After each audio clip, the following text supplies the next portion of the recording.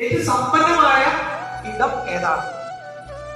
ആ ഗുരു വളരെ മനോഹരമായി ചിന്തിച്ചു, പുഞ്ചിരിച്ചുകൊണ്ട് ഗുരു ഒറ്റ വാക്കിൽ ഒരു ഉത്തരം കൊടുത്തു. എന്തായിരിക്കും ഉത്തരം? വീട്. സന്തോഷം. സന്തോഷമുള്ള മനസ്സ്. സൂപ്പർ. എല്ലാവർക്കും പറയാം. ചൈത്ര ആലോചിച്ചോളൂ, എന്തായിരിക്കും? ഗുരു പറഞ്ഞത് ഇതായിരുന്നു. വളരെ സിമ്പിളായിട്ട് പുഞ്ചിരിച്ചുകൊണ്ട് ഗുരു പറഞ്ഞ ഉത്തരം ഇതായിരുന്നു. കബറിടം, ശ്മശാനം.